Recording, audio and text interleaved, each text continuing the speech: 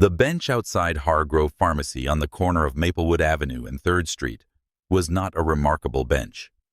It was painted green, once though most of that paint had given way to gray over the years, worn smooth by decades of people sitting down with something to wait for a prescription, a bus, a ride that was running a little late. There was a crack along the left armrest that somebody had filled in with wood putty at some point, and the putty had dried a shade too dark and stayed that way. On the right side of the bench near the leg, someone had scratched initials into the wood, TW plus KL, in letters that had softened with weather until they were barely legible. In 41 years of living 3 blocks away, Earl Caldwell had never thought to wonder who TW and KL were, or whether they were still together, or whether they ever came back to look at what they had left behind. He thought about it that afternoon for the first time. It was the kind of idle thought that finds you when you have nothing pressing to do with your mind. Earl had dropped off his prescription at the pharmacy counter at 20 minutes past 1, and the young woman behind the counter knew. He didn't recognize her. She had a small silver ring through her left eyebrow that caught the light when she turned her head, had told him it would be about 45 minutes because they were running behind. That was fine. Earl had nowhere to be. He thanked her, took his little paper number from the dispenser on the counter, folded it once, and tucked it into the breast pocket of his button-down shirt, then walked back outside to the bench and sat down with his newspaper. He had brought the newspaper from home folded in quarters, the way his late wife Marion had always folded hers, the crossword section tucked inside, so it would be ready when he got to it. He never did the crossword anymore. It had been their thing, a ritual after dinner. Marion with a pen, because she said pencils were for cowards. Earl with a pencil, because he said pens were for people who didn't make mistakes. He kept folding the paper the same way out of a habit he didn't have the heart to break. The afternoon was mild for early October in Denton Falls. The kind of afternoon that feels like a gift when you are 68 and your knee aches in cold weather because the cold hadn't arrived yet. It was coming. You could feel the edge of it in the shade, but in the sun, it was just warm enough to sit outside without a jacket and feel comfortable about it. Earl was wearing his gray slacks and a dark blue button-down shirt, the one with the small white check pattern that his daughter-in-law had given him for his birthday 2 years ago. His shoes were brown leather older, but kept polished. He had been a school teacher for 30 years, English and literature at Denton Falls Middle School, and he had never once stopped caring about how he presented himself, because he believed, as his own mother had believed before him, that dignity is not a luxury. It is an argument you make about yourself before anyone else can make one for you. He was reading an article about the city council's plan to repave a stretch of Henderson Road, which he found mildly interesting because Henderson Road had needed repaving for about 6 years, and the council had only noticed now that an election was coming.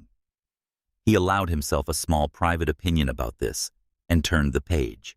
The block was quiet in the way that mid-afternoon weekdays are quiet in a mid-sized city, not empty but unhurried. A woman walked past, pushing a stroller with one hand and holding a coffee cup with the other, managing both with the practiced efficiency of someone who has learned to do everything one-handed. 2 teenagers were sitting on the curb across the street, sharing a bag of chips, paying attention only to each other's conversation. A man in a Hargrove Pharmacy uniform came out of the side door of the building, sat on an overturned milk crate, and lit a cigarette with the relieved exhale of someone who has been waiting to do exactly that for 2 hours. Earl recognized him. Tommy Donna Perkins' assistant, who had once very kindly called Earl's insurance company on his behalf when there was a billing issue that Earl could not untangle himself. He lifted a hand in greeting. Tommy lifted his cigarette in return. It was that kind of afternoon.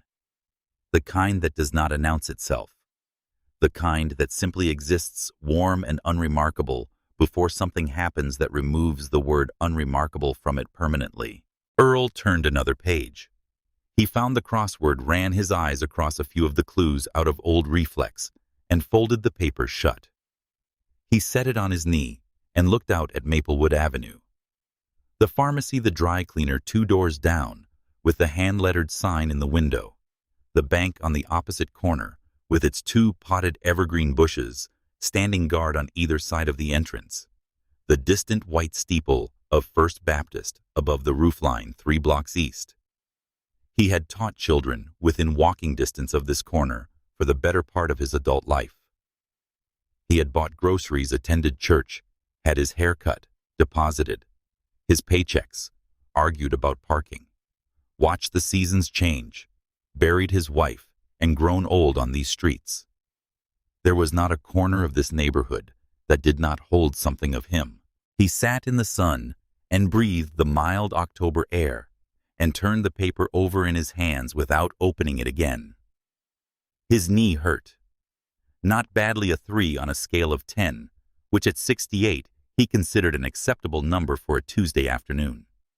He shifted his weight on the bench, stretched his legs slightly, and settled again.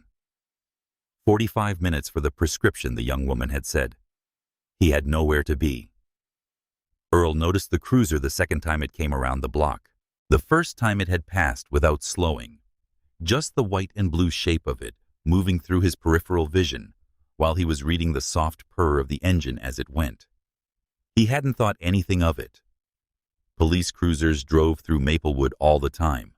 That was normal. But when it came around again, 10 minutes later, it slowed. Not stopped. Slowed. The way a car slows when the driver is looking at something, calculating something. It moved along the curb side of the lane at perhaps 10 miles an hour, and even without looking up directly, Earl felt it the way you feel when something large decides to pay attention to you.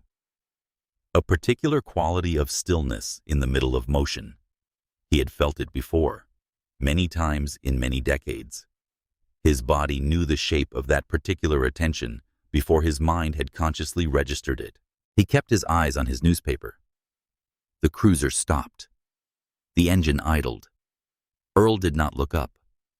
The driver's side door opened with the weighted mechanical sound of a police cruiser door, heavier than a civilian car door, built to absorb things. Footsteps on the asphalt, then on the sidewalk. The particular sound of boot heels on concrete. Earl looked up. The officer was 38 or so, stocky white, with a broad face that had gone thick around the jaw. The kind of face that in another life might have been affable, but had been arranged for so long into an expression of authority that the affability had retreated somewhere unreachable. He had a short-cropped haircut, going gray at the temples, and pale blue eyes that did the thing certain eyes do not, looking at you, so much as evaluating the file they've already made on you before you opened your mouth. His hand, as he walked toward the bench, rested on his duty belt with the practiced casualness of a man who has learned that proximity to a weapon communicates something useful without requiring any specific threat. His nameplate read, Calloway. Afternoon, he said, stopping about 4 feet from the bench. He didn't say it like a greeting. He said it like the first word in a sentence that would get more specific shortly. Earl folded his newspaper with care and set it on the bench beside him. He looked at Calloway with the measured patience of a man who has learned that the first thing lost in these encounters is almost always time. Good afternoon, Officer, Earl said. What are you doing out here? Earl regarded the question with the brief internal adjustment required when something absurd is asked in earnest. He was sitting on a public bench in front of a pharmacy on a public street in the middle of the afternoon reading a newspaper. What he was doing was visible, contained, and completely ordinary. Waiting for a prescription, Earl said. I dropped it off about 20 minutes ago. They said 45 minutes. I'm sitting while I wait. Calloway looked at Earl. Then he looked at the bench. Then he looked at the pharmacy entrance. Then he looked back at Earl. You got a receipt? Proof you dropped something off. I have a claim number. Earl reached carefully into his breast pocket and produced the small folded paper slip from the counter dispenser. He held it out. Calloway didn't take it. He looked at it from where he stood. I mean a real receipt. Printed. They don't print receipts at drop-off, Earl said. You get a claim number. That's what this is. You live around here? 3 blocks, Earl said. He pointed without moving his arm, just a slight inclination of his hand toward the east. Fairview Street. I've lived there 41 years. Uh-huh. Calloway said it the way people say it when they're not listening. He was looking at Earl's clothes, at his shoes, at the newspaper. Not looking for anything in particular, just looking the way someone looks when they want you to know they're deciding something about you. I'd like to see some ID, Calloway said. Here it was. Earl had known it was coming from the moment the cruiser slowed. He had known it the way you know rain is coming, when you can smell it in the air. He did not allow himself to feel anything particular about it, because feeling something particular about it would not help him and might be used against him. Can you tell me what this is in reference to? Earl asked. Is there a specific concern you have? I'm happy to cooperate with any legitimate inquiry. Calloway's jaw tightened slightly. Men like Calloway Earl had learned across a lifetime did not like the word legitimate. It implied that there was a category of illegitimate, and that the person saying it might be considering which category this fell into.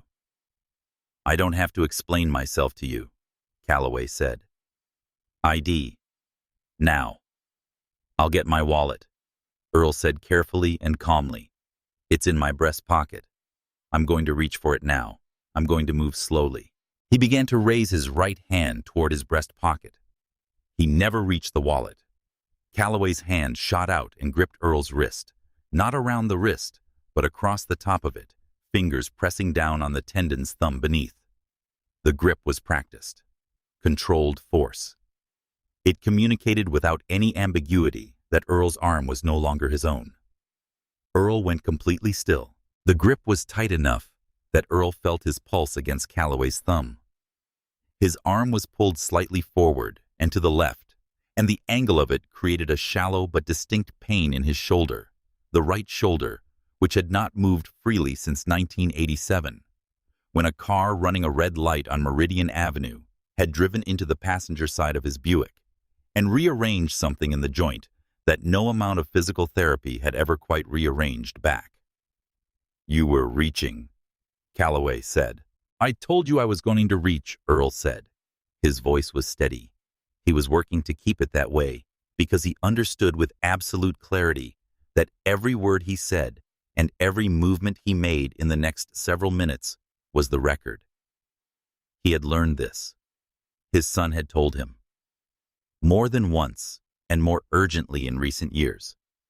Dad, when they stop you, you are the record. Everything you do and say is what they will use, or what I will use.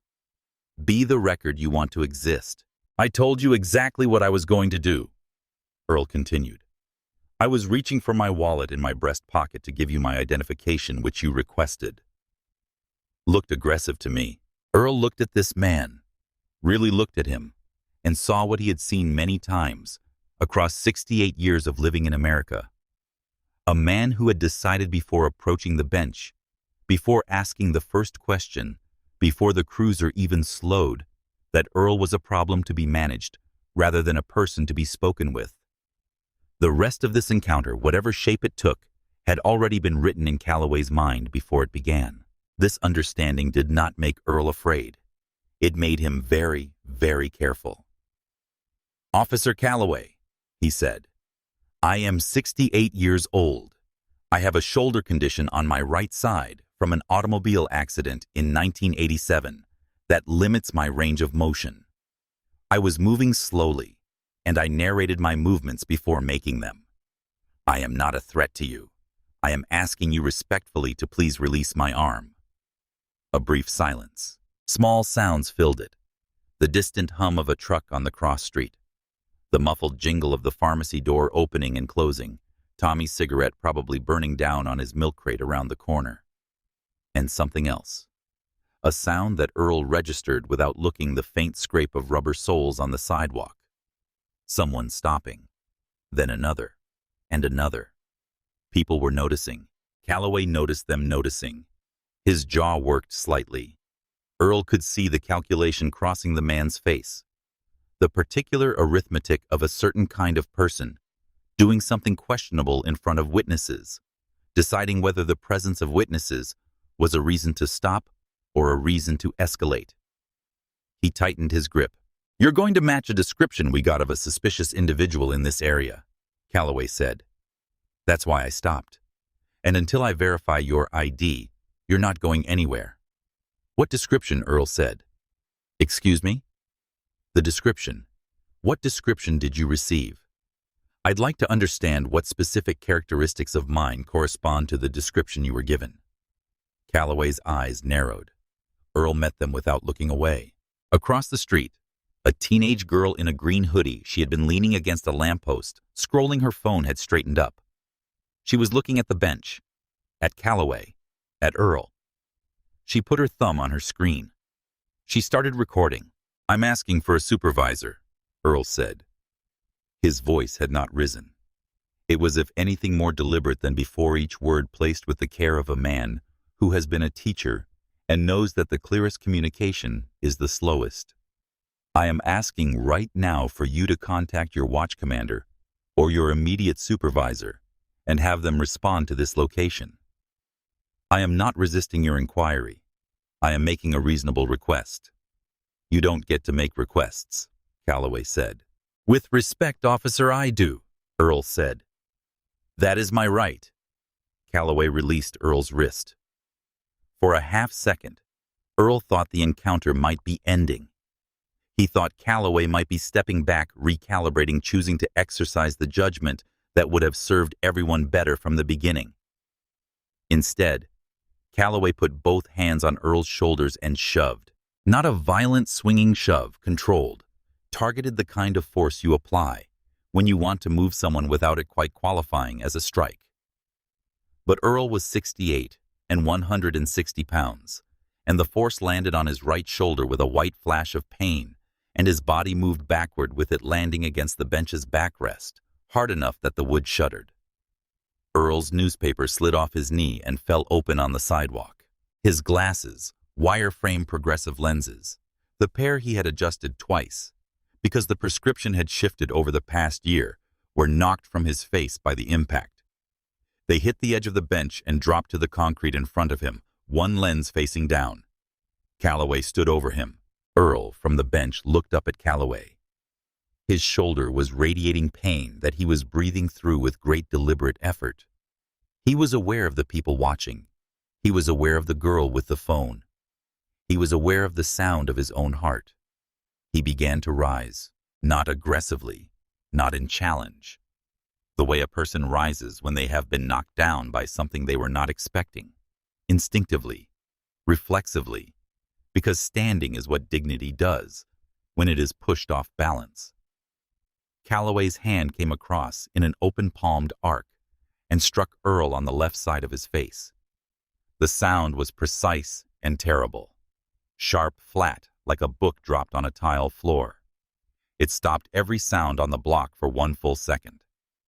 Earl sat back down. His left hand came up slowly to the left side of his face.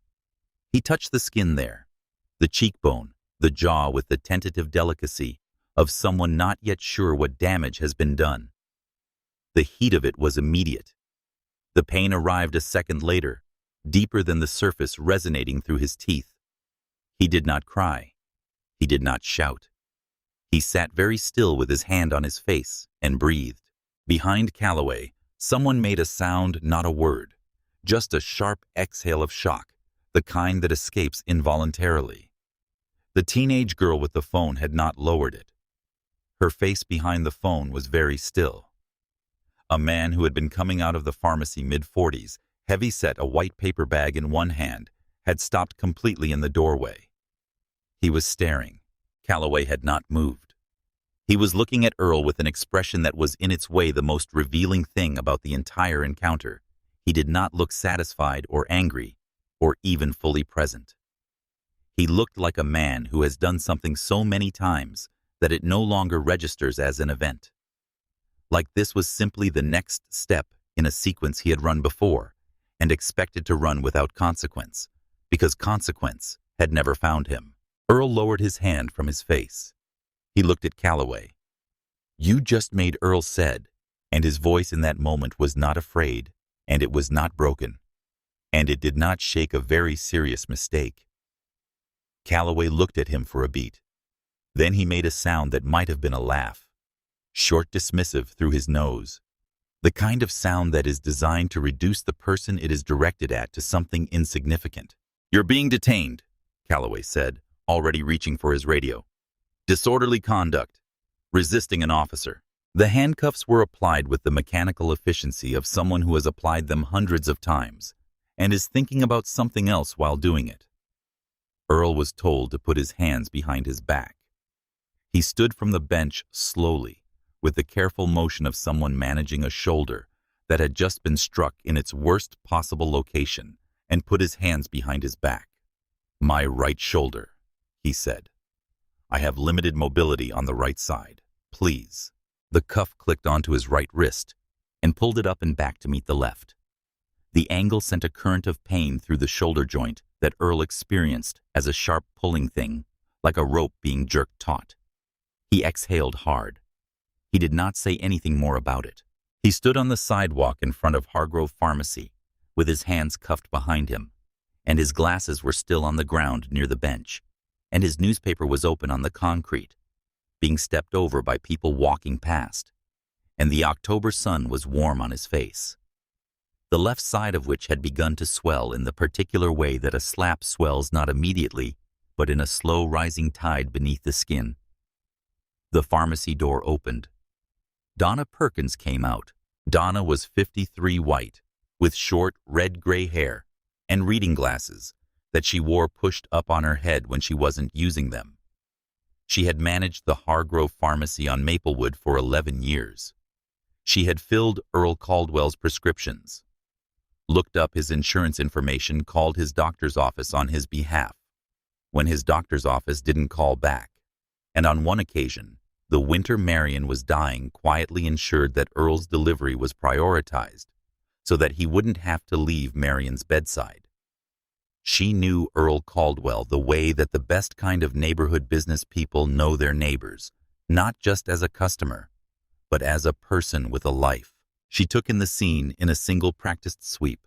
Earl in cuffs, the swelling beginning on his face, his glasses on the ground. Calloway with his hand on Earl's arm, and her face did something complicated and immediate. "Officer," she said, and her voice was controlled, but carrying the voice of a woman who has managed a pharmacy counter and learned how to cut through noise without raising her volume. "I know this man. His name is Earl Caldwell. He has been a customer here for 15 years. He dropped off a prescription at 1:20 this afternoon. I can pull the record right now. He has been sitting on that bench waiting for it. He has not done anything." Calloway looked at her with the expression he had developed for civilians who involve themselves in his business. "Ma'am, I'm going to ask you to step back inside.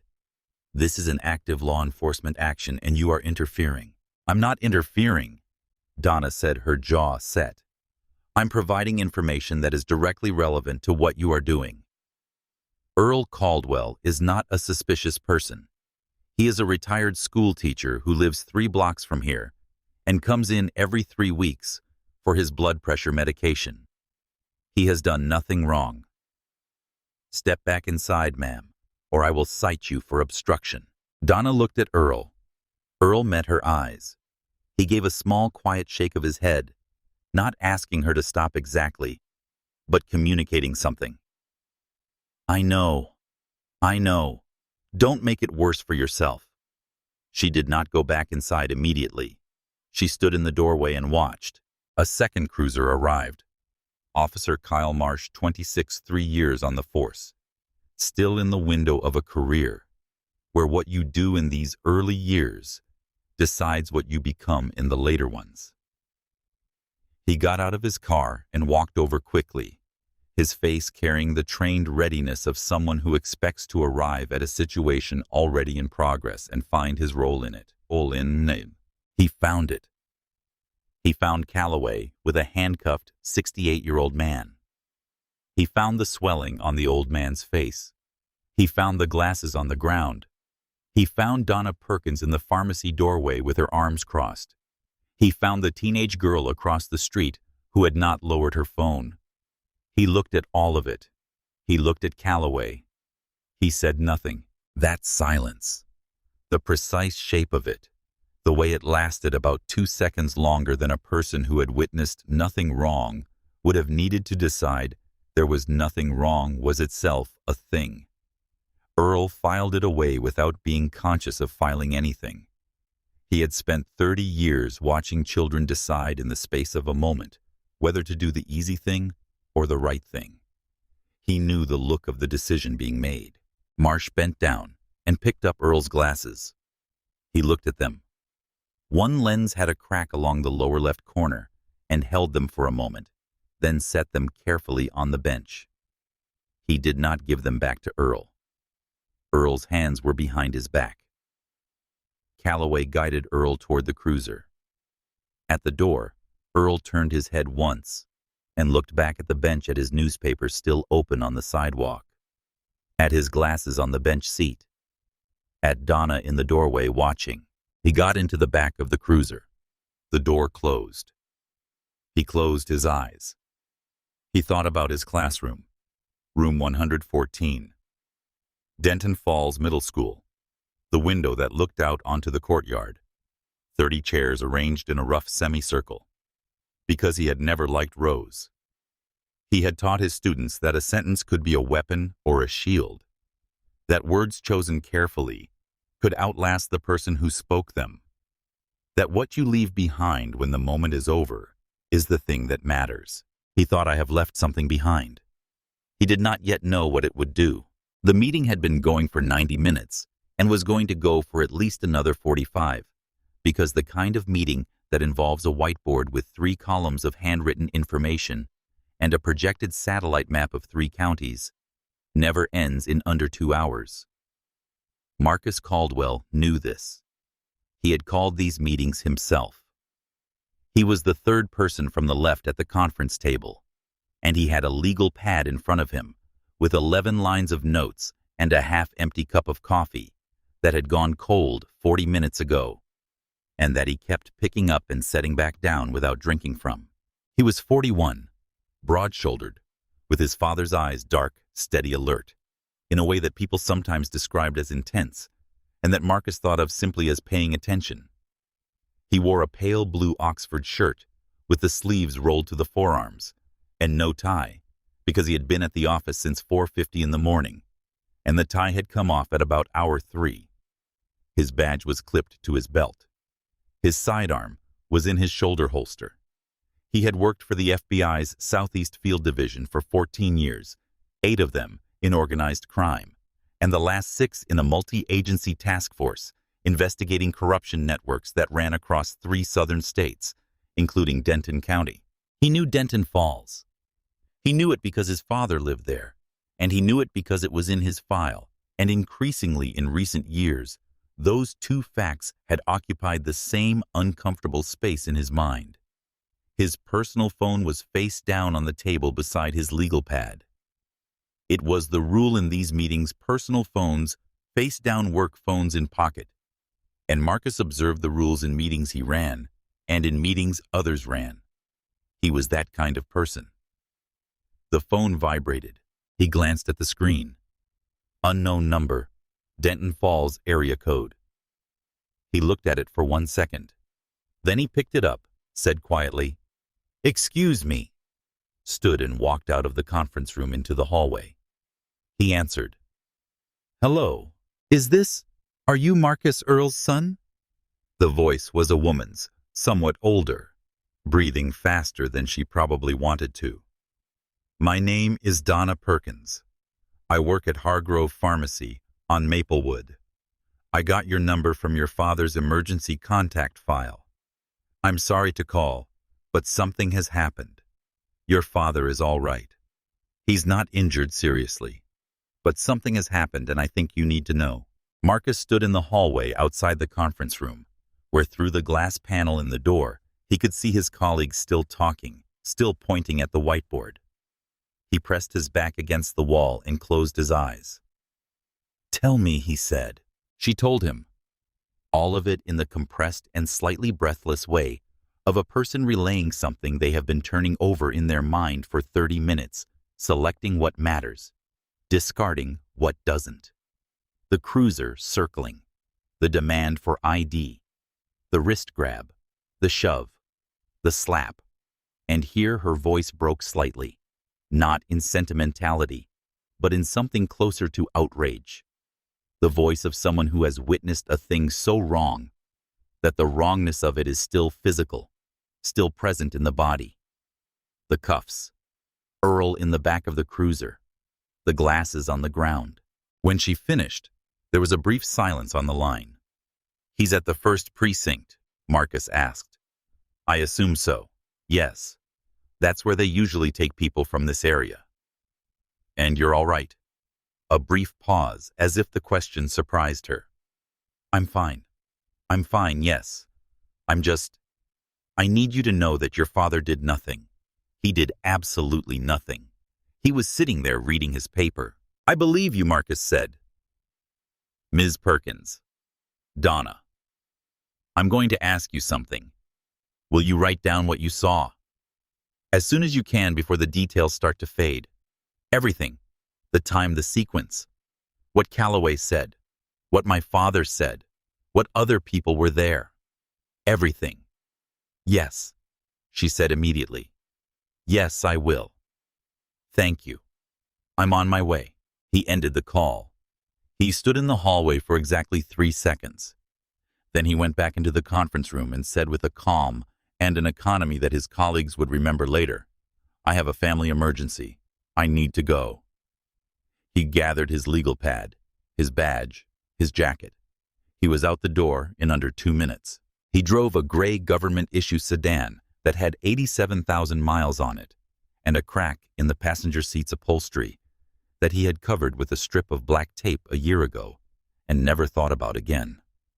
He drove it north and west out of Atlanta and onto the highway toward Denton Falls with the quiet, specific intensity of a person who has somewhere to be and has made all the decisions about how to get there. He did not use the lights. He did not drive recklessly. He drove at 93 miles per hour on stretches where the road was clear and straight and at legal speed, through towns and intersections, and he arrived at the outskirts of Denton Falls 68 minutes after leaving the federal building in Atlanta. He knew later when he thought about it that this was the part where he was most in danger, not in the precinct, not face-to-face with Calloway, but in the car alone with the image of his father sitting in a cell, with his hands marked from the cuffs and his face swelling from a slap. That was the place where a person could make decisions that don't serve anyone. He knew this about himself. He had always known it. He filed it away and drove. The first call he made was to Supervisory Special Agent Renata Okafor. She picked up on the second ring. "I need to tell you something," Marcus said, "and I need you to hear all of it before you say anything." "Okay," Okafor said. He told her. He told her the way he had been trained to tell things chronologically, factually, with sourcing attached to each claim, according to a witness who was present, and without editorializing. He was an agent, before he was a son, at least in how he spoke. What he was feeling lived below the sentence structure and did not interfere with it. When he finished, Okafor was quiet for a moment. "Are you going to the precinct?" she asked. "Yes." "Then I need you to be the most controlled person in that building," she said. "Not for the department, not for optics, because that is the only version of you that helps your father." "I know," Marcus said. "Don't identify yourself until you've seen the lay of the land. Don't go in hot. You know how this goes." "I know." "And Marcus?" A pause. "I'm sorry. About your father." "Yeah," he said. "Thank you." He ended the call and drove. The second call was to Earl's physician, Dr. Harriet Beaumont, at Denton Falls Family Medicine. He reached her voicemail and left a message. He was Marcus Caldwell, Earl Caldwell's son. There had been an incident in which Earl's right shoulder may have been subjected to forced movement beyond his range of motion, and he was requesting that Dr. Beaumont's office Prepare documentation of Earl's shoulder condition, its history, its limitations, what movements were medically contraindicated as soon as possible. He left his cell number and his work number. He was very polite on the voicemail, the way he was always very polite when he was very angry. The third call he did not make. He had thought about making it to the Denton Falls PD, directly to the watch commander, to someone inside the first precinct, who could confirm his father's status. He decided against it. He decided against it because he wanted to arrive at that precinct as a man with a face they had not had time to prepare for. Because the element of not being expected was in this particular situation one of the few advantages he had. He drove through the remaining miles in silence. No radio, no music, nothing. He passed through the familiar landscape of the county's northern outskirts, the gas stations, the fast food clusters, the auto parts, store with the inflatable gorilla on the roof that had been there since Marcus was 17, and into the city proper, with its older buildings and its grid of streets that he could navigate from memory. He thought about his father. He thought about Earl Caldwell, sitting on a bench reading a newspaper in the October sun, waiting for his prescription, doing nothing wrong. He thought about his father's hands, the way they moved when he talked, deliberate and expressive, a teacher's hands. He thought about his father's voice, which had always had the quality of careful chosen language, every word examined before it left the mouth. He thought about what it meant that a man could live 68 years with that much dignity and encounter something like Earl Calloway on a Tuesday afternoon. He thought about it, and then he put it somewhere interior and drove. He parked 2 blocks from the first precinct on a side street in the shade of a large oak tree that had begun to turn. He sat with his hands on the wheel. He counted his breaths. He did this for 60 seconds. Then he got out of the car and walked toward the precinct. The holding area of the Denton Falls First Precinct smelled of industrial cleaning fluid and old coffee. 2 scents that had been competing with each other for so long that they had reached a kind of stalemate, neither winning, both permanent. The overhead light was fluorescent and ran slightly cold, the kind of light that makes everyone look like a less good version of themselves. There were 4 cells.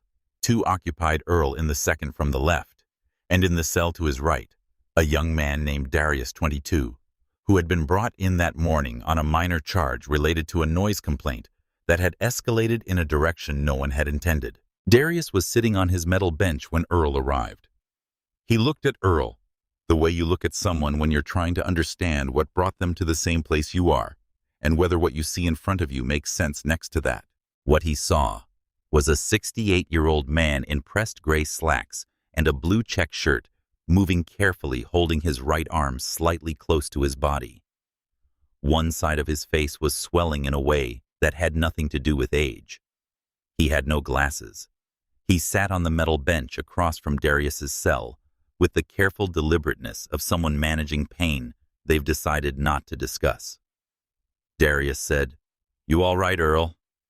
Said, "I've had better afternoons." But not unkindly. Darius looked at his face for a moment and looked away. Earl asked for a phone call. The officer who brought him to the cell, young, avoiding eye contact, clearly not entirely comfortable with what he was doing, said he would check on it. Earl thanked him, meaning it without irony. He had learned long ago that the officers who avoided eye contact were often the ones who still had something to work with. You didn't throw anything useful away before you knew what you had. He asked again, 20 minutes later, when a different officer passed. He was told to wait. He asked a third time. He was told in a tone designed to close the conversation that processing would take as long as it took, and that he would be able to make a call at the appropriate stage. He thanked this officer too. He sat back down. His wrists still carried the redness of the cuffs. Not bruising yet, but the particular friction redness that comes from metal applied too tightly to skin that has grown thinner with age. He looked at them for a moment, then put his hands in his lap, palms up in a position that was not intentional meditation, so much as the natural settling of a man who has decided to wait without allowing the waiting to become its own kind of damage. The shoulder ached, not the acute, sharp ache of the moment when Calloway had pulled it back, that had faded to a deep, pervasive, grinding presence that Earl had learned over decades, was the shoulder's particular vocabulary for "something has been done to me." He breathed through it. He had 37 years of practice breathing through it. He thought about room 114. He thought about the first year he had taught, 1979, when he was 26, and terrified in a way that he had never admitted to anyone, not even Marion, and how the terror had resolved gradually, and then completely, into the understanding that what children needed from a teacher was not performance and not perfection, but presence. You had to be genuinely fully in the room with them. And being in the room with them meant that when a child was frightened, you didn't pretend they weren't. When a child was angry, you named the anger without feeding it. When a child did something wrong, you told them the truth about what they had done, and then you gave them a path out of it. He thought about how many of those children were adults now, how many of them had children of their own. He thought about a boy named Robert, who had been in his class in 1994 and had struggled mightily with reading, and who Earl had heard secondhand through the particular invisible network of people who have taught in a community long enough, was now an English teacher himself at a high school 2 counties over. These thoughts were not escapism. They were a way of remaining in contact with what he knew to be true about himself, in a place that was designed to strip you of exactly that. Darius, after a while, said, "What they get you for?" "Sitting on a bench," Earl said. Darius considered this for a long moment. Then he nodded slowly, with a recognition that was also a kind of grief because he was 22 and had already accumulated enough experiences to recognize immediately what that meant. "Yeah," Darius said quietly. "Yeah." They sat in the shared silence of 2 men who understood each other on a frequency that didn't require more words than that. Calloway had typed fast. He was a competent typist in the mechanical sense. He knew where the keys were. He didn't look at his hands, and the incident report for the arrest of Earl Caldwell had taken him 22 minutes, which was about average for a straightforward booking. He was satisfied with it. He read it back once before submitting it the way a person reads something they've written, when they are looking for errors rather than truth. Subject was observed loitering in front of 1240 Maplewood Avenue, Hargrove Pharmacy, for an extended period without apparent purpose. Upon approaching subject to conduct a standard wellness and identification check, subject became immediately agitated and verbally uncooperative. Subject made sudden movements, consistent with potential weapon reach. Physical contact was required to secure subject. Subject continued to resist lawful commands and created a public disturbance. Subject was detained and transported for disorderly conduct and resisting a lawful order. No mention of Donna Perkins. No mention of the pharmacy claim slip. No mention of the slap. No mention of the wrist. No mention of the swelling along the jaw. He submitted the report. He got a cup of coffee from the machine in the break room. The machine had 2 buttons that no longer corresponded to what was printed above them. So you had to know from experience that the left button gave you regular and the right button gave you something that was technically decaf. And he brought it back to his desk and turned in his chair to talk to Officer Pete Schubert, who sat adjacent and who was in the way of people who have worked together long enough to stop choosing each other but have become necessary to each other anyway. Calloway's closest approximation of a friend in the department. They talked about the game from Sunday. They talked about a fender bender Schubert's wife had been in, that nobody was hurt in, but that the insurance company was making complicated.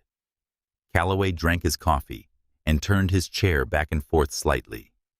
The idle motion of a man at the end of a shift who has done what the day required and is now in the undemanding space between that and going home. 3 desks away, Kyle Marsh sat in front of his own report screen. His screen was still blank. His cursor blinked. He had been sitting there for 45 minutes. He had started the report 6 times and deleted what he had written 6 times. Each version had begun the same way, with the facts of his arrival, the facts of what he had found when he arrived. And each version had then arrived at the moment where the facts required him to describe what he had observed, at which point the words had gone somewhere he couldn't access. He knew what he had seen. He had the images in his mind, with the particular clarity of things witnessed, when the body is slightly ahead of the brain, the old man's face. When Marsh first looked at him, the swelling along the jaw, the glasses on the ground, the way the old man had moved when he stood up, careful and deliberate, protecting something. He knew what a shoulder that had been pulled wrong looked like. He had a grandfather who had rotator cuff problems for 20 years. He knew the posture. He stared at the blinking cursor. He thought about his training. He thought about the oath he had taken, which he had thought about more in the last 3 months than in the previous 3 years combined. Because something about the gap between the words of the oath and the daily reality of the department had begun to widen in a way he couldn't stop noticing. He thought about Calloway, typing his report with the relaxed speed of a man who expected no consequences. He thought about the old man on the bench. He did not start typing. Outside the precinct on the platforms of the internet that move things faster than any human institution, the teenage girl's video had been shared. The number was still relatively small in the hundreds, but the number was growing and growing in the specific pattern that means a thing is going to keep growing because the people who share it are not sharing it idly. They are sharing it with the weight of recognition. They are sharing it with the weight of having seen it before. They are sharing it because the image of a 68-year-old man in a blue check shirt sitting very still on a bench after being struck across the face by a uniformed officer is not a new image, not a surprising image, not an image that anyone who has been paying attention for the last several decades encounters without a physical response in the chest. Inside the precinct, no one knew the video existed yet. Marcus Caldwell knew how to walk into a room. It was a skill that people who worked undercover for any length of time developed not as performance, but as instinct. The ability to calibrate on approach what version of your presence was needed in this specific space at this specific moment, and then to inhabit that version completely. Not acting, not disguise. A kind of deliberate choice about what you lead with and what you hold back. He walked into the lobby of the Denton Falls 1st Precinct at 5:17 in the afternoon, looking like a man who has driven a long way on an unremarkable errand. Dark slacks, gray quarter zip over a light shirt. Nothing visible on the belt from the front. He moved without hurry, without the particular tightness that telegraphs agitation, without anything that would cause the man at the front desk to reach for anything other than the mildly bored expression he already had in place. The lobby was the kind of space that says, municipal building in every material decision that had ever been made for it. The floor was industrial tile in a color that was trying to be tan and had become gray through use. The chairs along the wall were the plastic bucket style, the kind that have no memory of any particular person who has sat in them. There was a corkboard near the entrance with laminated flyers about neighborhood watch programs and a faded poster about bicycle registration. The desk, a raised counter bulletproof glass panel, a slot at the bottom for documents, was manned by Officer Brent Holloway, who was 51, and had the particular face of someone who has been dealing with the public from behind a desk for long enough that the public has become in aggregate a single entity with predictable needs and predictable problems. Marcus approached the desk. He stopped at the window. He waited a beat for Holloway to look up. "Good afternoon," Marcus said. "I'm looking for information about a man who was brought in this afternoon. His name is Earl Caldwell. He's 68 years old." Holloway looked at him with the expression he reserved for people who came in asking about detainees, mildly inconvenienced, mildly suspicious, not personally hostile, but not particularly motivated to help. "Visiting hours start at." "I'm not here for a visit," Marcus said. "I'm here to get information about my father's status. Whether he's been formally booked, whether he's been seen by medical, whether he's been given access to a phone." Holloway looked at him for a moment. "What did you say the name was?" "Earl Caldwell." Holloway typed something, looked at his screen, typed something else. His expression gave away nothing. "He's in processing," Holloway said. "You can check back tomorrow." "I'd like to wait," Marcus said. Holloway looked at him again. Something in the request, its quietness perhaps, or the quality of steadiness with which it was delivered, registered somewhere. "Suit yourself," Holloway said. Marcus went to the plastic chairs along the wall and sat down. He sat with his back straight and his hands on his knees and his eyes on the middle distance. He had the manner of a man who has sat in worse places and waited longer and done so without any particular drama about it. He waited. It took 15 minutes. Calloway came through the interior door that connected the bullpen to the lobby, heading, it appeared, to the vending machine near the entrance, because he had a dollar bill folded in his hand and the loose gait of someone between tasks. He came through the door, and he saw Marcus in the chairs, and he did the thing that certain people do immediately, and unconsciously he assessed. Black man, mid-40s, sitting in the lobby, no visible distress, well-dressed relatively, though nothing that commanded deference. Waiting. Calloway's calculation took about 2 seconds. It produced a classification that Marcus from his chair saw form on Calloway's face, as clearly as if the man had said it aloud. Relative of a detainee. Here to make a fuss. Calloway bypassed the vending machine and walked toward the chairs instead. "Help you with something," he said. The phrasing was technically an offer of assistance. The delivery was the opposite of that. Marcus looked up at him. He looked at the nameplate. Calloway. He looked at the man's face. The broad jaw, the flat assessment in the pale eyes, the particular quality of ease that belongs to someone who has been doing things without consequence for long enough that he has stopped considering the concept of consequence as applicable to himself. He looked at all of this for a moment, taking an inventory, the way he had been trained to take inventories, and then he said, "I'm waiting for information about my father, Earl Caldwell. He was brought in this afternoon." Something shifted in Calloway's expression. Small, but present, the micro-adjustment of someone who hears a name they recognize in a context they didn't anticipate. "Your father," Calloway said. "Yes. He was rightfully detained. He was creating a disturbance and failed to comply with lawful orders." Marcus looked at him. "I'd like to speak with your watch commander, please." "Your father's going to be processed and released when processing is done," Calloway said. "There's nothing to watch command about. If you've got a problem with the arrest, you can file a complaint with the city clerk's office. Business hours are Monday through Friday, 8 to 4.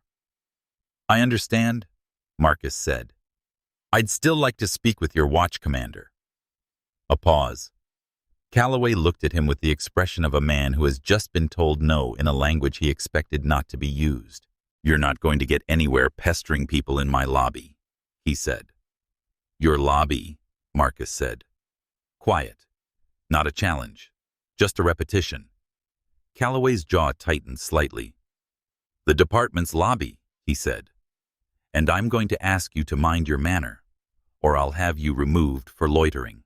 Marcus looked at the plastic chair he was sitting in a police station lobby, in plain view of the desk officer having identified himself as the family member of a detainee, and made a lawful request. He looked at Calloway. He said nothing. Calloway moved a step closer. He was used to proximity working for him.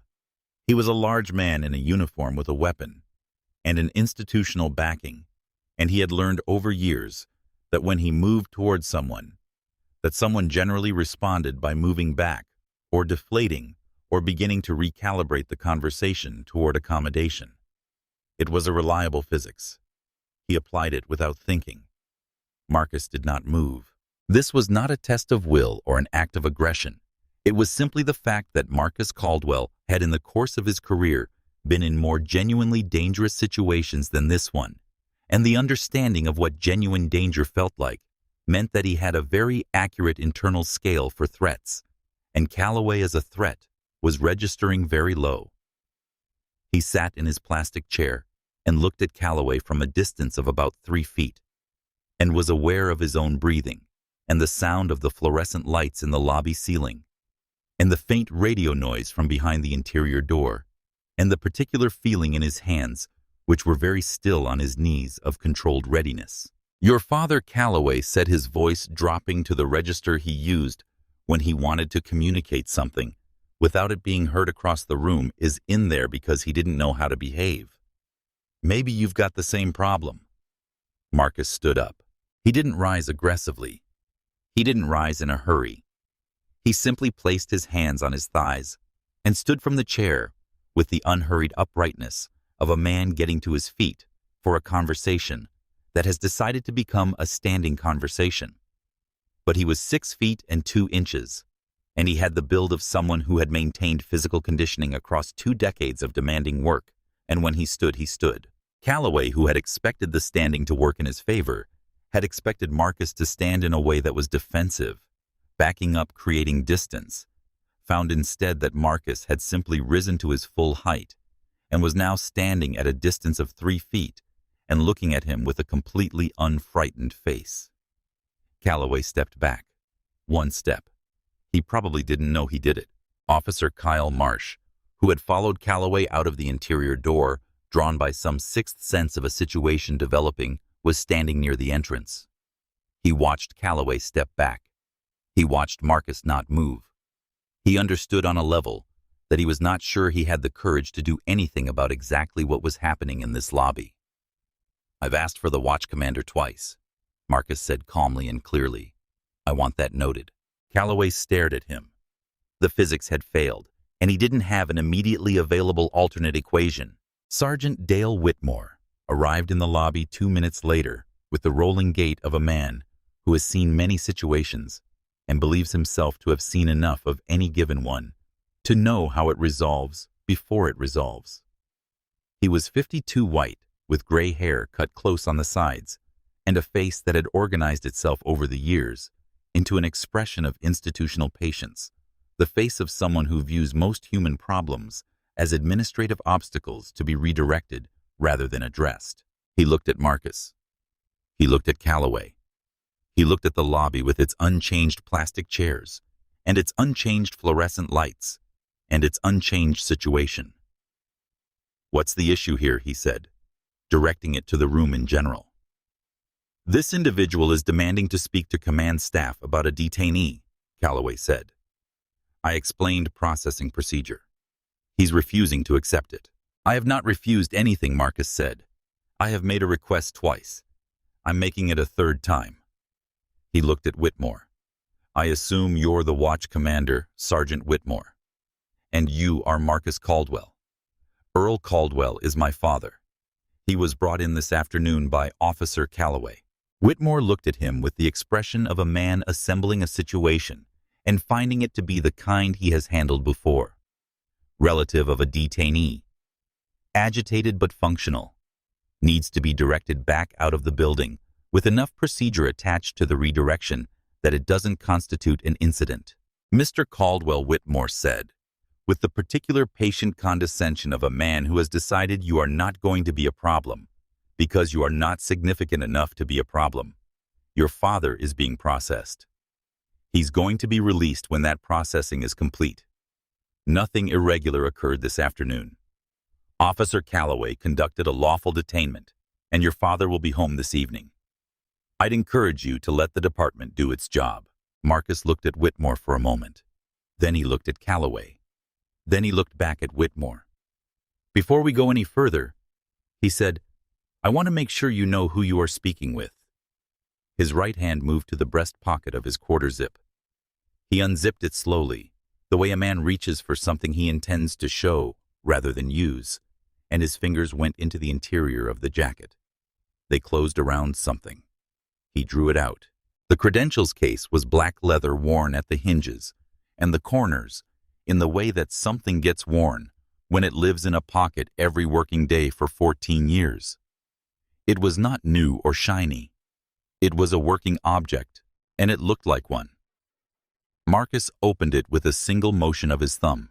The gold shield caught the fluorescent light of the lobby ceiling and threw it back in a clean, flat gleam. It was solid and heavy-looking, not the decorative kind of heavy, but the real kind, the kind that carries the actual weight of the institution it represents. The case was hinged so that the shield was on one side and the identification card was on the other, and the card showed a photograph of Marcus Caldwell in a suit and tie. Younger. The photo was from his last renewal, but recognizably the same face, the same eyes, and above the photograph, in the clear, unambiguous font of federal identification, Federal Bureau of Investigation, and below the photograph, Marcus D. Caldwell, Special Agent Southeast Field Division. He held it at chest height. He held it steadily, without drama, without emphasis. He simply held it so that both Whitmore and Calloway could see it. The lobby went quiet. 5 seconds. That is how long Whitmore stared at the credentials before he said anything. Marcus counted them not out loud, not as a performance, but internally, in the way that people who have spent time in high-stakes situations learn to count silence, because silence, like everything else in a room, is information. 1. Whitmore was reading the name, matching the photograph to the face. 2. He was reading the title, feeling the title's weight arrive. 3. He was beginning to understand not all of it, not yet, but the leading edge of it, what it meant that he had just told a federal agent to let the department do its job and go home. 4. He was beginning to remember the report Calloway had filed, the one Whitmore had signed, without reading past the first paragraph, and the signing of it was arriving in his mind now, with a different quality than it had had 30 minutes ago. 5. Calloway had taken one step forward to look at the credentials, and when he looked at them, he went still in the particular way that a person goes still when the body processes a piece of information before the brain has decided what to do about it. His face did not lose its color dramatically the way you see in films.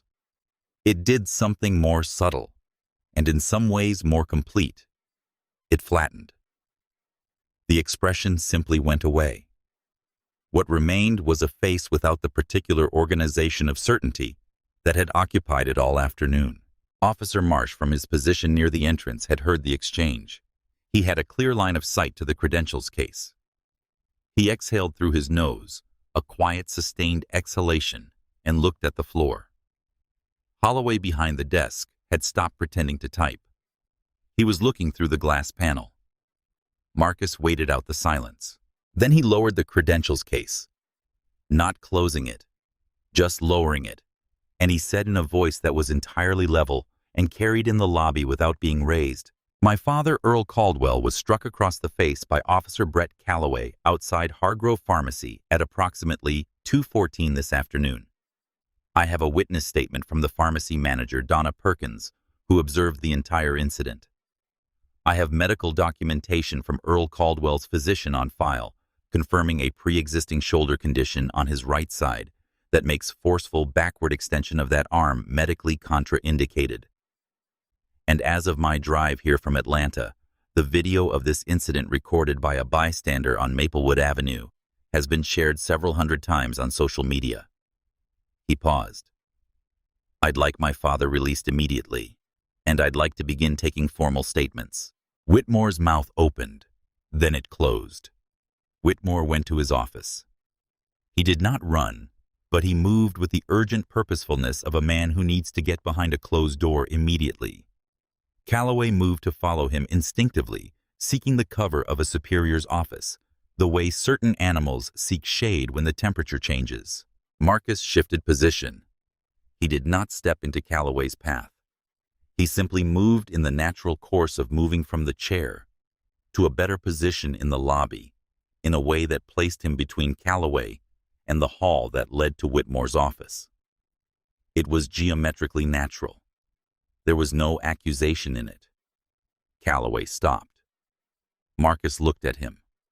Not with anger, with something considerably more difficult to manage, which was clear, unimpeded attention.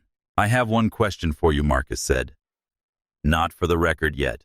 Just man to man. Did you strike my father?" Calloway looked at him. Something crossed his face.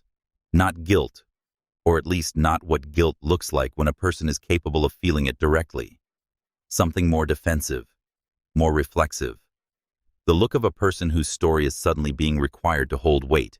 It was built to avoid holding. "I used necessary force," Calloway said to control a non-compliant. "I heard your report language," Marcus said. "That's not what I asked." Calloway said nothing. Marcus looked at him for another moment. Then he said, "I want you to remain in this building." Not a command. He had no authority to command Calloway in his own precinct. But it was said with the quality of a thing that was going to be repeated officially and with more standing behind it, and soon. He took out his phone and made 2 calls. The first was to SSA Okafor. He told her the situation: Earl released, or pending release Calloway on premises. Whitmore behind a closed door. The credentials shown the confrontation concluded without incident. He gave her the precinct address. He told her he thought she should come. The second call was to the Denton County District Attorney's Office. He reached a duty assistant DA named Patricia Vang and gave her a crisp, factual summary. A 68-year-old black resident had been struck by a uniformed officer, arrested without lawful cause, and held for over 4 hours without phone access. He identified himself. He referenced the bystander video and the witness statement. He told her the officer's name. He asked her to note the call and flag the case for review pending the formal complaint he would be filing within the hour. Patricia Vang said, "I'll flag it right now. Thank you for calling us directly." Marcus ended the call. He looked at Calloway, who was still in the lobby, because where else was he going to go? The door from the holding area opened. 11 minutes later, a junior officer, early 20s. The particular expression of a person following instructions without knowing all of what they're carrying came through it and said to the room in General Caldwell, "Earl, you're clear to go." And then Earl came through the door. He walked with the careful, measured gait of someone managing multiple points of discomfort simultaneously: the shoulder, the knee, the general cost of 4 hours on a metal bench.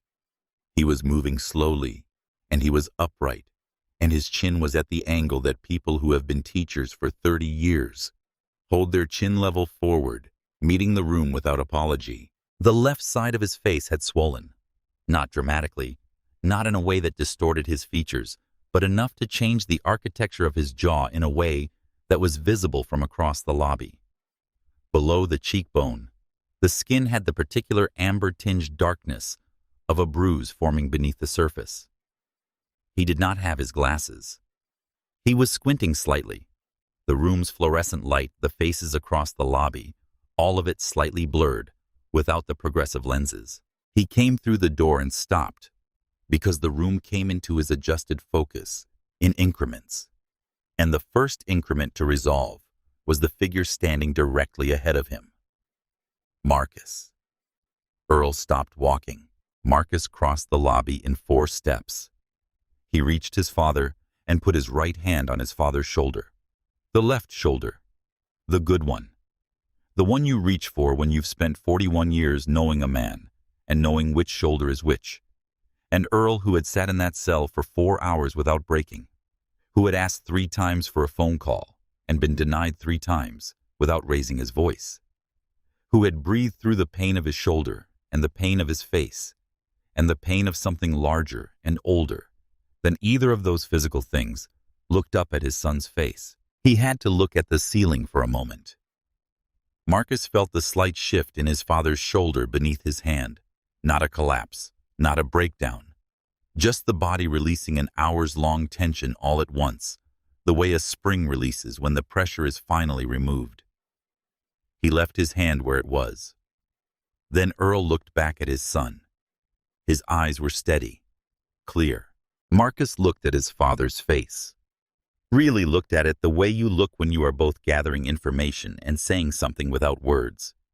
He looked at the swelling below the cheekbone. He looked at the marks on his father's wrists. He looked at the slight protective angle of the right shoulder. His expression did not change. Behind his eyes, something locked into place. Not rage, not exactly. Something more like resolution. The specific, cold, unemotional clarity that arrives when you have all the information you need to know what comes next. Earl said quietly in the half-empty lobby of the precinct that had held him. I told him he made a mistake. I know, Marcus said. I told him before it happened, and I told him after. Earl's voice was very even. He didn't believe me either time. He's going to, Marcus said. Marcus settled his father in one of the lobby chairs. The irony of the plastic chairs now serving their intended purpose. The intended purpose being to provide somewhere for the innocent to wait, and went to his car to get the water bottle and the spare glasses case he kept in the center console, from a habit of always carrying an extra pair when he visited his father, because Earl was always misplacing his glasses. The spare pair was a slightly older prescription, and not perfect. But when Marcus opened the case and handed them to Earl, and Earl put them on, the relief on his face was palpable. The room came into focus. He straightened slightly. Thank you, Earl said. I'll get you a new pair, Marcus said. The good ones. He stood and turned back toward the lobby interior, and nearly walked into Kyle Marsh, who had positioned himself near the lobby entrance, not blocking it, not stationed there officially, just standing near it, in the uncertain way of someone who has arrived at a decision and is waiting to see if it holds. Marsh was looking at Marcus with an expression that was somewhere between determination and something that might have been fear. Not fear of Marcus, but fear of what he was about to do and what it would cost him, and whether the cost was going to be worth it, and whether he was the kind of person who paid that kind of cost. He had been asking himself that question since 2:20 that afternoon, when he pulled up to the corner of Maplewood and 3rd and got out of his cruiser and saw what he saw. I was there, Marsh said. At the bench, I responded as backup. Marcus looked at him. He said nothing, giving Marsh the space to arrive at the next sentence himself. I saw the old man's face when I got there, Marsh said. The swelling, the glasses on the ground. I saw how he was holding his arm. A pause. I saw what Calloway's report said. I read it on the system when I got back. Another pause shorter. It doesn't match what I saw, Marcus asked. Are you willing to say that in a written statement tonight? Marsh glanced. He couldn't help it. It was involuntary toward the hallway that led to Whitmore's office. Then he looked back. Yes, he said. It was a single syllable, and it was not delivered with any particular drama, and that was precisely why it mattered as much as it did. Because a person who says yes to something difficult with drama is performing their courage. A person who says it quietly in a lobby in front of the people who are about to be very unhappy about the yes is simply being it.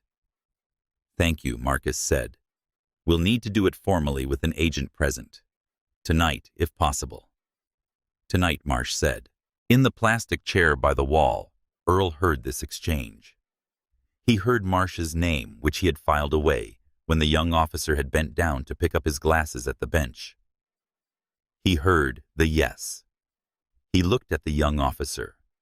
This young man, who had stood there at 2:20 and said nothing, and who was now standing here at 5:45 and saying something, and he understood with the particular understanding of a man who has spent 30 years watching young people discover who they are, that the second moment, and not the first, was the one that mattered. People fail, and then they get up. That was the story. That had always been the story. Earl said nothing. But when Marsh glanced at him, Earl gave him a single deliberate nod. Not forgiveness, something more practical than forgiveness. Acknowledgement. I see what you're doing. It counts. SSA. Renata Okafor arrived at the Denton Falls First Precinct 91 minutes after Marcus's call, which was as fast as the drive from Atlanta allowed if you drove the way Marcus had driven, and were in a government vehicle with the option to justify the speed. She came with 2 other agents, both experienced, both quiet, both the kind of federal presence that communicates seriousness without communicating aggression. Okafor was 47, with close-cropped natural hair and the calm, precise bearing of someone who has spent 20 years in rooms where being the calmest person mattered. She wore a dark blazer over a white shirt. Her badge was clipped at her waist. She walked into the precinct lobby and took in the scene: Marcus near the desk, Earl in the chairs, Marsh standing to the side, Calloway at the desk, with the expression of a man realizing the situation has become significantly larger than anticipated, and she walked to Marcus and said without preamble, "How's your father?" "He should have been seen by medical already," Marcus said. "He hasn't been." Okafor looked at Calloway. "I need this building to arrange medical evaluation for Mr. Earl Caldwell. Immediately." Calloway picked up his phone. Whitmore's office door opened. He had heard the arrival. 3 federal agents entering a precinct is not a quiet event, and he came out with the expression of a man who has spent the last 90 minutes in his office trying to find a version of the situation that doesn't end the way he increasingly suspected it was going to end. He did not find that version. Okafor met him in the hallway. Marcus did not follow. He went back to his father and sat with him. Inside Whitmore's office, Okafor placed on the desk a single document, a Civil Rights Division referral, formally initiating FBI involvement in the investigation of the incident as a potential civil rights violation under color of law. It was the product of 90 minutes of driving and 25 minutes of making phone calls while driving. It was real. It was official. It had a case number already assigned. Whitmore looked at it for a long time. "This," Okafor said, "is going to happen regardless of what you decide to do next. The only question is whether your department cooperates with the investigation or doesn't. That choice will also be part of the record." Whitmore said Calloway is a 12-year veteran. "That's in the file," Okafor said. "So are his 6 prior complaints." In the break room, which shared a thin wall with the hallway, Brett Calloway received the information about what was happening in Whitmore's office through the relay of a fellow officer who had seen Okafor walk in and done the arithmetic. Calloway took out his phone. He called his union representative first. The union rep listened to his summary and asked him several questions. The last question was, "Is there video?" Calloway said he didn't think there was dashcam video. The angle was wrong. The union rep said, "Is there any other video?" There was a silence that was itself an answer. The union rep said he would call Calloway back and hung up. Calloway then called a personal attorney, a man named Steve Bright, who handled civil cases related to law enforcement. Bright listened. He asked the same question. "Is there video?" Calloway repeated what he had said to the union rep. Bright said, "If there's video of the contact itself, Brett, I need to know right now because that changes the entire analysis." Another silence. Bright said, "I'm going to put you on a brief hold." Calloway stared at the break room wall while the hold music played. Outside the precinct, a local news van had found the address. Someone had posted the precinct location in connection with the circulating video, which was now past 11,000 shares. The van was parked at the edge of the lot. The reporter, a young woman with a yellow lanyard, was on the phone waiting. The formal discrediting of Brett Calloway's incident report was not a single dramatic event. It was a series of small, precise destructions, each one removing another plank from the floor beneath him, each one arriving with the clean, inevitable quality of documented fact. The first plank, Kyle Marsh's written statement taken that evening in a conference room at the precinct with SSA Okafor present, and Marsh's own attorney, a young woman from the public defender's roster, who had agreed to advise him on his rights as a witness, sitting beside him. The statement identified 4 specific factual contradictions between Calloway's report and what Marsh had observed. Earl's posture at the bench had not been agitated. Marsh had observed him seated and still. The wrist contact had preceded any request for identification. Calloway's report implied the reverse. There had been no reaching motion consistent with a weapon reach Marsh had been watching, and had observed Earl raising his hand toward his own breast pocket after verbally announcing his intention to do so. And Marsh had witnessed the use of force, both the shove and the strike, and would describe them under oath as unprovoked. The second plank, the dashcam footage from Calloway's cruiser. Calloway had been right that the camera angle missed the bench entirely. But audio was a different matter. The dashcam's microphone, omnidirectional, had been running from the moment Calloway stepped out of the cruiser. The audio track did not capture the slap visually, but it captured the sound, that sharp, precise sound like a book dropped on tile, and it captured what came before it and after it. Earl's voice measured and clear, asking for a supervisor. Calloway's response. The particular sound of Earl's newspaper falling.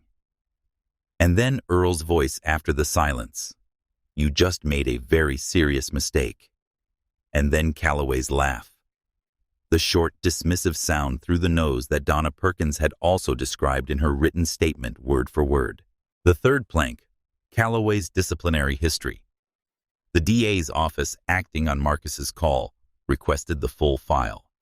6 prior complaints, 3 excessive force, 2 racial profiling, 1 unlawful detention. All 6 reviewed internally. All 6 cleared. The reviewing officer on 5 of the 6 had been Sergeant Dale Whitmore. This information, when it surfaced, did not make Calloway's situation better. It made Whitmore's situation considerably worse. The fourth plank, Dr. Beaumont's documentation. The physician's office returned Marcus's voicemail early the following morning with a fax. They were old-fashioned enough to still have a fax machine detailing Earl's right shoulder condition, its history since the 1987 accident, its known limitations, and the specific movements that were medically contraindicated. Among them, forceful backward extension of the arm against resistance. The document was clinical precise and directly contradictory to the framing in Calloway's report. By the time the Denton Falls PD's Internal Affairs Unit, now operating under the shadow of the federal referral, which concentrated minds significantly, had compiled all 4 of these pieces. Calloway's report had the structural integrity of a document written by someone who expected never to be cross-referenced against anything. Whitmore, who had signed it, found himself in the position of having countersigned a document containing material falsehoods in relation to an incident now under federal investigation. His attorney, contacted Wednesday morning, advised him strongly to consider his options. Calloway, for his part, reached a point on Thursday afternoon where he stopped returning the union representative's calls. By Friday, both men had been placed on administrative leave pending investigation. The notification was delivered by a captain who had been brought in from the 2nd Precinct to oversee the internal process because the chain of command at the 1st Precinct had been too thoroughly implicated to manage it themselves. Outside, the local news had run the story twice. The national feed had picked up the bystander video, which was now significantly past 100,000 shares. Late on Tuesday evening, the night of the arrest, the night everything began to move, Earl was still in the lobby of the 1st Precinct. Not because he was required to be. He had been officially released. He could have gone home. Marcus had offered to take him home twice. Earl had said, "I'd like to stay for a little while, if that's all right." Marcus had looked at his father and said, "Of course it is." So Earl sat in the plastic chair by the wall. The same bank of chairs where Marcus had waited, the same chairs that had been present for the entire evening's events without being relevant to any of them. And he drank the water Marcus had brought from the car. And he wore the spare glasses that brought the room into adequate focus. And he watched the business of the evening's investigation proceed through the lobby and the hallways of the first precinct. Agents moved. Officers moved. Whitmore's door opened and closed. Documents were carried from one room to another. Marsh sat at a table in the conference room, visible through its glass panel, his attorney beside him, his voice steady as he gave his statement to Okafor. Earl watched all of it with the patient attention of a man watching something he has been told about many times, but is now seeing directly for the first time. He had known intellectually that his son was an FBI agent. He had known it for 14 years. He had attended the ceremony. He had seen the badge, had held it once briefly when Marcus brought it home after the swearing in, and handed it to Earl without any particular ceremony, and said, "There it is." He had known all of this. But knowing a thing and being inside the room where the thing works are different kinds of knowing. He watched his son move through the precinct. Calm, precise, deliberate, entirely in his element. And he thought about Marcus at 12 years old, sitting at the kitchen table in Fairview Street, doing his homework, with the same quality of concentrated focus, the same forehead, slightly furrowed, the same sense of a mind engaged completely with what was in front of it. He thought I taught him to read. I sat next to him at that table and we sounded out syllables together. He was 6 years old, and the word was neighborhood, and it took us 4 tries. Something that was not quite grief and not quite pride moved through him. Something that had no single name, but that parents who have lived long enough come to recognize as the specific feeling of watching your child become a person you would have admired even if you hadn't made them. The lobby door opened and Donna Perkins came in. She had been called as a witness, and she had come without hesitation. Tommy would close the pharmacy, she had said on the phone. It was fine. The prescriptions were all filed, she would come. She came in wearing her pharmacy-issue polo shirt and carrying a printed copy of the statement she had handwritten and typed up on her computer at the store counter that afternoon, because she had believed Marcus when he said to write it down, and she had done it immediately. She came through the door and she saw Earl in the chair, and she crossed the lobby without stopping, without looking at anyone else, with the straightforward purposefulness of someone who has one task and knows what it is. She sat down next to him. She looked at his face, at the swelling which was in full development. Now the bruise beneath the skin fully surfaced, and her expression did the complicated, compressed thing it had done at the pharmacy door, outrage and sorrow occupying the same space. She reached over and took his hand. Earl let her. They sat there, 2 people in their 50s and 60s, who had been neighbors in the broadest sense. The same corner, the same block, the same 15 years of small human transactions that accumulate into something that is not friendship exactly, but is something in its neighborhood, while the machinery of accountability ground through its first necessary rotations around them. After a while, Earl looked around the lobby. He looked at the front desk where Holloway sat, not making eye contact with anyone.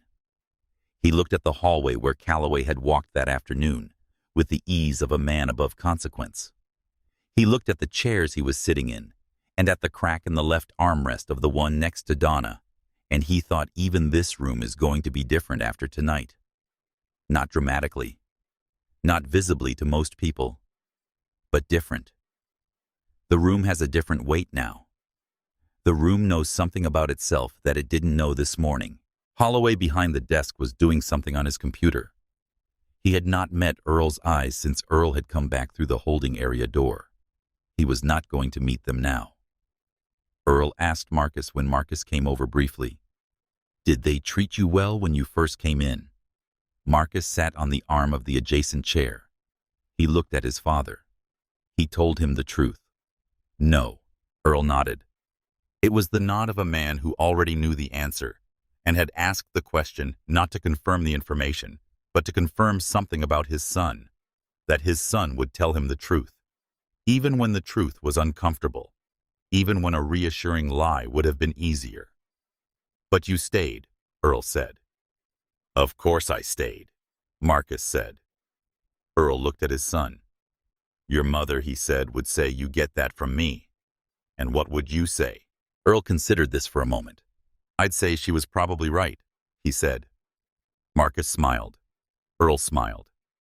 In the precinct lobby, with its fluorescent lights and its industrial tile floor, and its corkboard with the laminated neighborhood watch flyers, it was a brief private thing, and it mattered more than anything else that happened that evening. The process of accountability, when it finally arrives, is rarely as swift or as satisfying as the worst of what preceded it. It unfolds in the language of human resources and legal proceedings and administrative review, and it is slow in the way that institutions are always slow, even when moving quickly by their own standards. But it is not without weight. It is not without permanence. And what it lacks in drama, it compensates for in certainty. Brett Calloway was formally terminated from the Denton Falls Police Department on the 6th day following the incident. The termination was the result of the internal affairs investigation conducted under the oversight of the captain from the 2nd Precinct, cross-referenced against Marsh's written statement, the dashcam audio, the medical documentation, the bystander video, which by the time the IA process concluded had been viewed more than 300,000 times, and the testimony of Donna Perkins, who delivered her statement with the same clear, unflinching quality she had brought to everything else. The union representation question had resolved itself with the particular elegance of institutions protecting their interests rather than their members. When the union's own legal counsel reviewed the dashcam audio and Marsh's statement and the medical documentation, they concluded that providing Calloway with representation would be a liability larger than what it would protect, and they declined to fund his defense. Calloway's personal attorney, Steve Bright, withdrew from representation the same week, citing irreconcilable conflicts of interest with the facts as they are developing. What this meant in practice was that Brett Calloway, who had spent 12 years operating under the assumption that the institution would absorb whatever he chose to do in its name, found himself without institutional backing for the first time in his adult professional life. The federal charge arrived 2 weeks later, battery under color of law, a federal civil rights charge filed by the U.S. Attorney's Office following the FBI's formal referral. The charge carried serious potential consequences. It was accompanied by a misdemeanor assault charge filed at the state level by the Denton County District Attorney's Office. Calloway did not fight the charges publicly. His new attorney, a third attorney, the previous two having found reasons to step away, advised him to engage in the process quietly. This was sound legal advice, and also the first quiet thing Calloway had done in years. Dale Whitmore resigned on the 8th day before the termination proceedings that were already in motion could conclude. His resignation letter contained language about pursuing opportunities outside law enforcement that was not specific about what those opportunities were. The investigation into his 6 years of complaint oversight did not end with his resignation. It continued. The pattern that emerged: 5 cleared complaints against Calloway, all reviewed by Whitmore across 4 years, triggered a broader departmental audit that would take most of the following year to complete and would result in 4 other officers in the 1st Precinct facing disciplinary review for separate but related conduct issues that the complaint clearing process had previously buried. The audit was not a clean story. It was not a story with a single villain and a single victory. It was the kind of story that turns out to be about how things got to be this way, which is always a longer and more complicated story than the incident that surfaces it. But the audit existed. The hearings existed. The Police Oversight Board, which had never in its 8-year history convened a public community hearing, scheduled 4 of them in the Maplewood corridor, the neighborhood where all of it had happened, where people had been living with the results of 6 years of cleared complaints, without knowing that the complaints existed. Officer Kyle Marsh was formally commended by the new acting watch commander for his cooperation with the investigation and his willingness to provide a truthful account that materially assisted the federal review. The commendation was noted in his file. He requested a transfer to community relations. The request was approved. At his first community relations meeting, a neighborhood association gathering in a church hall on Fairview Street, 2 blocks from Earl's house, Marsh arrived early and set up the folding chairs. He did it without being asked. He did it because it was there to do. 10 days after the arrest, Earl Caldwell returned to Hargrove Pharmacy. He walked from his house on Fairview Street the same way he always walked it 3 blocks the corner of Pembroke, then left onto Maplewood in his pressed gray slacks and his dark blue button-down with the white check pattern, the one his daughter-in-law had given him. His shoes were brown leather polished. The morning was clear and cool. The October cold that had been threatening when he was on the bench 10 days ago had arrived fully, and the air had that particular quality of October mornings in the South, where the chill is present, but hasn't committed fully, and in the sun there are still long windows of warmth. He wore his new glasses. Marcus had ordered them online using Earl's prescription from Dr. Beaumont's office, and they had arrived by express shipping in 4 days. Same frames, same lenses, the left one without the crack. He had brought them to Fairview Street himself, driving up from Atlanta on a Thursday evening, and they had eaten dinner together, just the two of them at the kitchen table, where Marcus had done his homework as a child, and Marcus had put the new glasses case on the table with no ceremony, and Earl had picked it up and put the glasses on and looked at his son and said, "Good as new," and Marcus had said, "Better," and they had both known they were not talking about the glasses. Earl dropped off a new prescription at the counter. The young woman with the ring in her eyebrow was there again. She recognized him. He had seen the recognition in her eyes the moment he came through the door, and she gave him a smile that was careful and warm, and slightly complicated in the way that a smile is when the person smiling knows more about what you've been through than a pharmacist ordinarily would. She told him it would be about 30 minutes. He thanked her and went outside. He sat on the bench, the same green-going-gray paint, the same crack along the left armrest filled with wood putty, a shade too dark, the same initials, TW plus KL, soft, with weather on the right leg.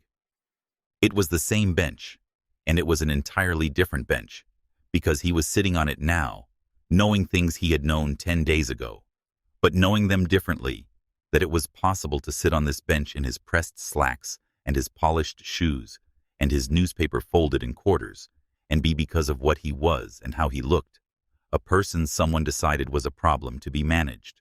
He had always known this. He had known it across 68 years of life. He was not surprised by it.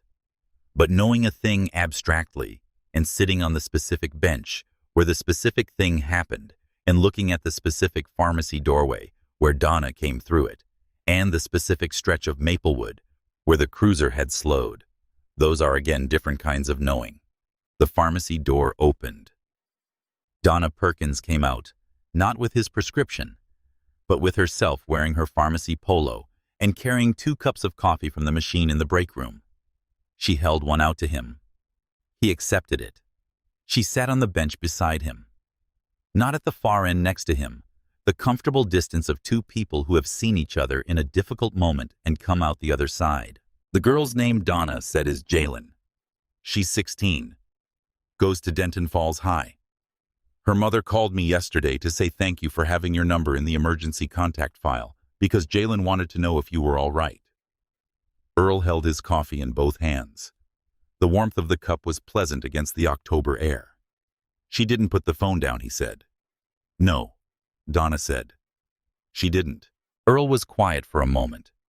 He looked at the street, at the dry cleaner 2 doors down, at the bank on the corner, at the white steeple of First Baptist above the roofline 3 blocks east. He looked at the stretch of sidewalk where his newspaper had landed open and been stepped over. I'd like you to pass something along to her, Earl said. If you would. If there's a way, I can reach her mother. Tell her. He paused. He was a man who had spent a lifetime choosing his words carefully, and he was choosing carefully now. Tell her that what she did standing there, holding that phone up, not putting it down, was one of the bravest things I have ever seen a person do. Not because it was dangerous for her, though it takes courage even when it isn't dangerous, but because she didn't decide it wasn't her business. She looked at something happening to someone who was not her family, who was a stranger, and she decided it was her business. That is the thing. He paused again. That is the thing that I would have taught in room 114 if I'd had the right story for it. I have the right story now. Donna listened to this. She didn't say anything immediately. She drank her coffee. After a while, she said, "I'll tell her." They sat together on the bench in the October morning light. Two neighbors on a corner they had shared for 15 years in the various incidental ways of neighborhood life. And the street went about its business around them.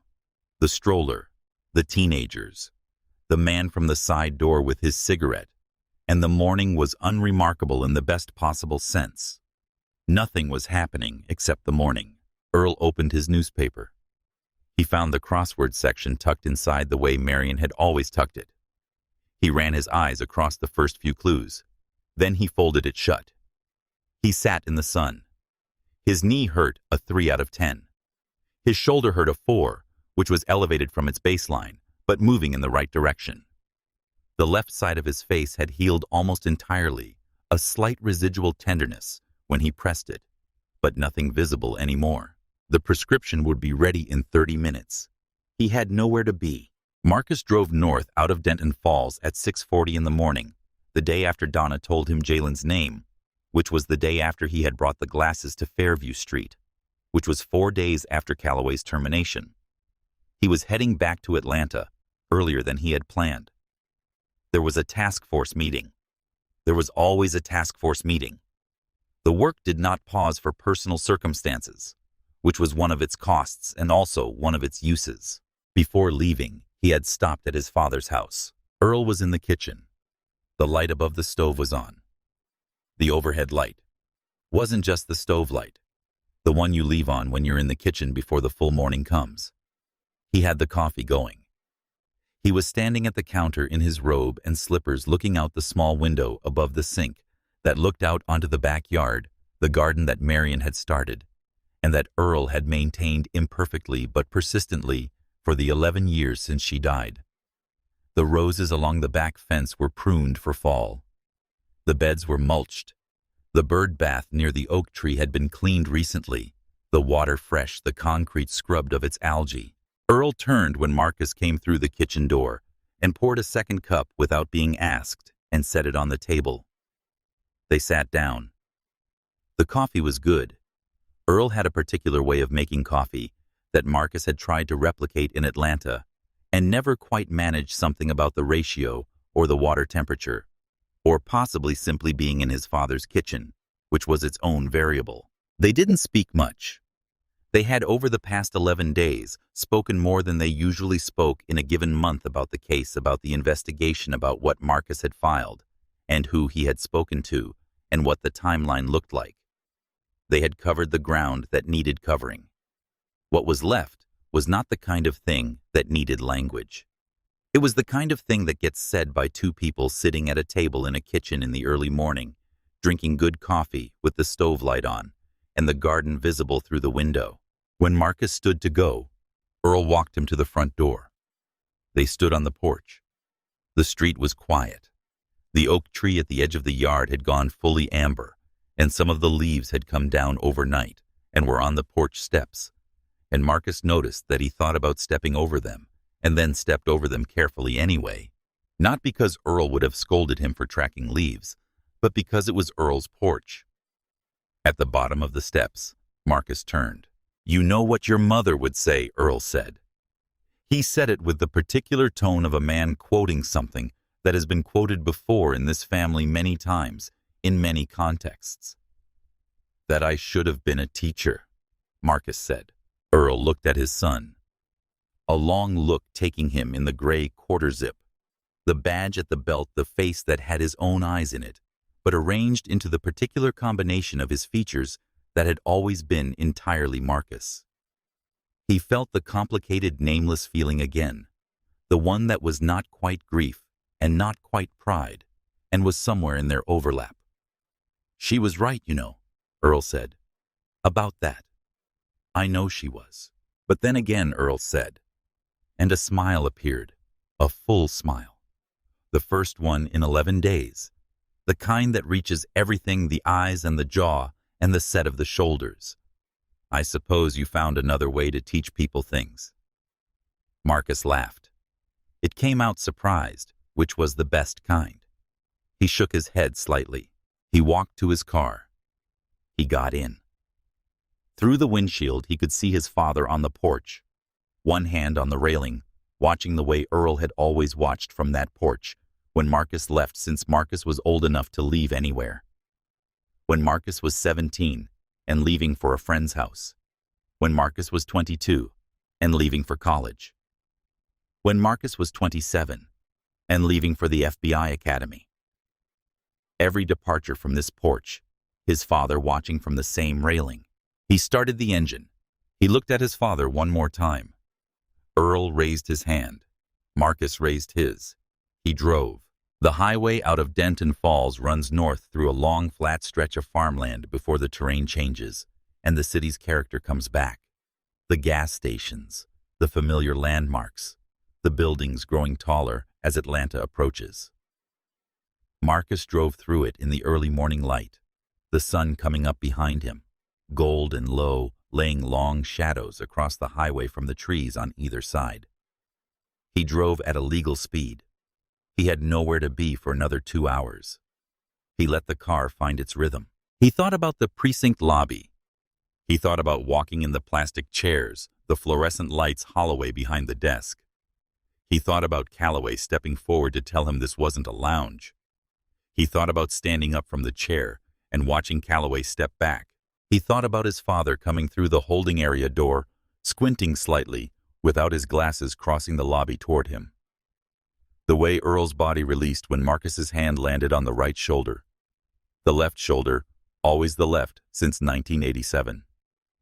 The way Earl had to look at the ceiling for a moment. He thought about Marsh standing near the entrance with the particular face of someone who has made a decision that frightens him and has decided to live with the fear rather than the alternative.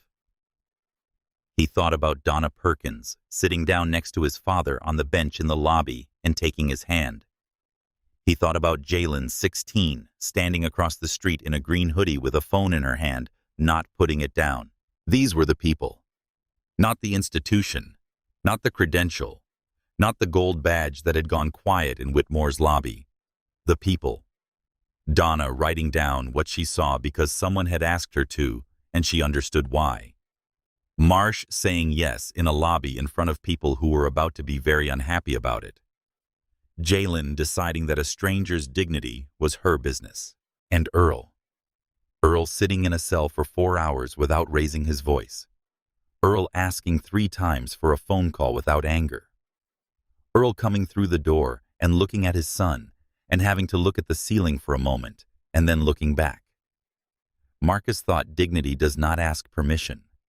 It simply does not leave. He drove north through the gold morning toward Atlanta, toward the task force meeting, toward the next thing. Behind him, 3 blocks east of the corner of Maplewood, and 3rd in a house on Fairview Street, his father was in the kitchen making breakfast. The stove light was on. The garden in the backyard was mulched for fall. The roses along the back fence were pruned. The bird bath near the oak was clean, the water fresh. The ordinary world doing what it does. Continuing. Justice here is not a thunderclap. It is the quiet, irreversible result of one man telling the truth. One woman holding up a phone. One son walking through a door. Earl Caldwell went home. Brett Calloway did not go back to work. The bench on the corner of Maplewood and 3rd is still there. Same green going gray paint. Same crack in the armrest. Same afternoon sun falling across it at the same angle every October.